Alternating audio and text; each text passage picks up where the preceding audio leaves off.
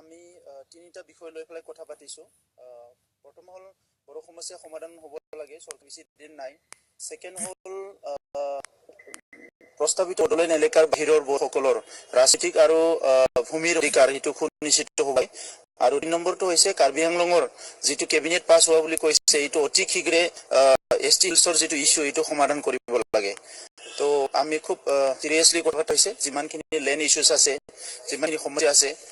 তো ইয়াৰ পিছত তেখেতসকলৰ পৰা ৰেছপণ্ড কৰিছে যে উইদিন ডিচেম্বৰ তেখেতসকলে হোম মিনিষ্ট্ৰীয়ে হোম মিনিষ্টাৰ ডাঙৰীয়াই কৈছে যে ষ্টেট গভৰ্ণমেণ্টৰ লগত ইমিডিয়েটলি কথা পাতিব এই গোটেই মুদ্দাটো লৈ পেলাই, আৰু ইয়াৰ পিছত তেখেতসকলে আমাৰ লগত সোনকালে বহিব।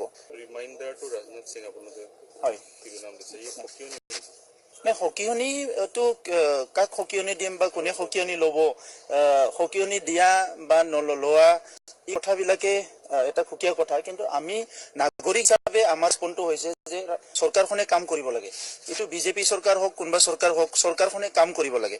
আমি নাগৰিক হিচাপে আমাৰ অধিকাৰটো বিচাৰিছো, আৰু সেই অধিকাৰটো আমি কিমান দিন অপেক্ষা কৰিব লাগিব সেই কথাটো আমি চৰকাৰৰ লগত পাতিছো। আৰু ইতিমধ্যে চৰকাৰৰ হাতত বেছি দিন নাই, ইলেকশ্যন ডিক্লেয়াৰ দিব ফেব্ৰুৱাৰী বা মাৰ্চত বা তাৰ আগতো দিব পাৰে। গতিকে আমি তেখেতক ৰিমাইণ্ডাৰ দিছো যে যি কথা 2014 কোৱা হ'ল সেইখিনি কিয় আজিলৈকে ইমপ্লিমেণ্ট নহল, আৰু এইটো কেতিয়া ইমপ্লিমেণ্ট হ'ব। আৰু চিধা কথা যে বড়ো সমস্যাৰ সমান লাগে। তো এই কাৰণে তেখেতসকলে কি ডিসপিউট আছে, কি প্ৰব্লেম আছে সেইবিলাক লৈ পেলাই তেখেতসকলে অফিচিয়েলি ষ্টেট গভৰ্ণমেণ্টৰ লগত বহিব বুলি কৈছে। চ' আমাৰ তাত একো অসুবিধা নাই, তেখেতসকলে বহক। তেখেতসকলৰ নিজৰে চৰকাৰ আছে, নিজৰে পাৰ্টিৰ চৰকাৰ আছে, তেখেতসকলে বহক আৰু আমাক সমস্যাৰ সমাধান লাগে এই কথাটো আমি তেখেতসকলৰ আগত স্পষ্ট দাঙি ধৰিছো। নিৰ্বাচনৰ আগে আগে সমস্যাৰ সমাধানৰ আমি বিচাৰিছো যে নিৰ্বাচনৰ আগে আগে সমস্যা সমাধান হ'ব লাগে, সেইটো আমি বিচাৰিছো। আৰু আমি অসমৰ ভূমিপুত্ৰ হিচাপে, ভাৰতৰ ভূমিপুত্ৰ হিচাপে সংবিধানিক যিটো অধিকাৰ সেই অধিকাৰ আমাৰ প্ৰাপ্য, যিটো আমাৰ লেজিটিমেট ৰাইট হয়।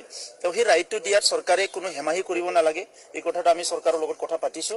আৰু তেখেতসকলে খুব পজিটিভলি আজি শুনিছে আমাৰ কথাটো, পেচেন্সলি মানে পেচেন্স এটা হিয়াৰিং দিছে সন্মানীয় হোম মিনিষ্টাৰ ডাঙৰীয়াই। গতিকে আমি কোনো কনফ্লিক্ট বিচৰা নাই, আমি বিচাৰিছো সমস্যাৰ সমাধান।